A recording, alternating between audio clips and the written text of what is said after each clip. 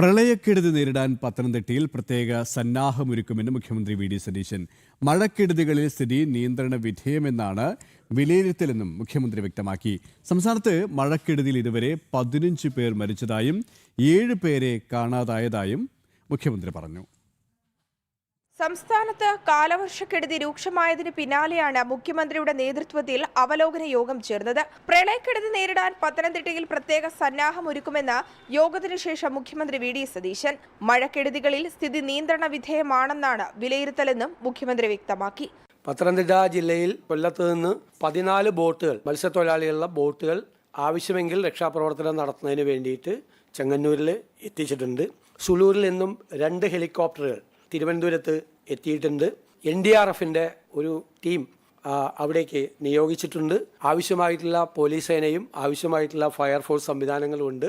ഭക്ഷണം ഹെലികോപ്റ്ററിൽ നിന്ന് വിതരണം ചെയ്യാനോ അല്ലാതെ വിതരണം ചെയ്യാനുള്ള പാക്കറ്റുകൾ തയ്യാറാക്കിയിട്ടുണ്ട്. എല്ലാ സ്ഥലത്തും ആവശ്യമായ പാക്കറ്റുകൾ തയ്യാറാക്കിയിട്ടുണ്ട്. മുന്നൊരുക്കങ്ങൾ എടുത്തിട്ടുണ്ട്. മഴ മുന്നറിയിപ്പുകളിൽ സർക്കാർ തലത്തിൽ വീഴ്ച ഉണ്ടായിട്ടില്ലെന്നും ദുരന്ത നിവാരണ സെക്രട്ടറി യോഗം ചേർന്ന് മുൻകരുതൽ എടുത്തിരുന്നുവെന്നും മുഖ്യമന്ത്രി പറഞ്ഞു. IMDയുടെ അതിതീവ്ര മഴ മുന്നറിയിപ്പ് വന്നത് രാത്രിയിലാണ്. പരിശോധിക്കാൻ മറ്റ് സംവിധാനങ്ങളില്ലായിരുന്നുവെന്നും മുഖ്യമന്ത്രി വ്യക്തമാക്കി.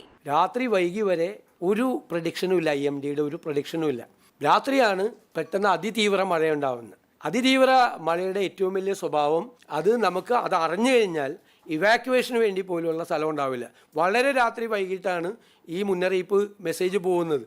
IMDയുടെ ഇതിൽ പോലും അത് പരിശോധിക്കാനുള്ള സംവിധാനമില്ല. മഴക്കെടുതിയിൽ ഇതുവരെ 15 പേർ മരിച്ചതായും 7 പേരെ കാണാതാവുകയും ചെയ്തിട്ടുണ്ട്. സംസ്ഥാനത്ത് 316 ദുരിതാശ്വാസ ക്യാമ്പുകൾ തുറന്നു. 165 ഹെക്ടറിൽ കൃഷിനാശമുണ്ടായി. ഡാമുകളിൽ നിന്ന് വെള്ളം ഒഴുക്കുന്നുവെന്നത് വ്യാജ പ്രചാരണമാണെന്നും വ്യാജ പ്രചാരണത്തിൽ നടപടി സ്വീകരിക്കുമെന്നും മുഖ്യമന്ത്രി കൂട്ടിച്ചേർത്തു. തെറ്റായ വാർത്ത പ്രചരിപ്പിച്ചാൽ കർശന നടപടി വരും. ഒരു ഡാമിലും വെള്ളം അധികമല്ലെന്നും തുറന്നുവിടേണ്ട സാഹചര്യമില്ലെന്നും മുഖ്യമന്ത്രി വിശദമാക്കി. നിലവിൽ മൂഴിയാറിൽ മാത്രമാണ് പ്രശ്നമുള്ളത്. 350 മില്ലി വരെ മഴ പെയ്തതാണ് പ്രശ്നം. പ്രളയക്കെടുതിയിൽ മരിച്ചവരുടെ സംസ്കാര ചടങ്ങിന് 10,000 രൂപ നൽകും. വീടുകളിൽ വെള്ളം കയറിയവർക്കും 10,000 രൂപ നൽകും.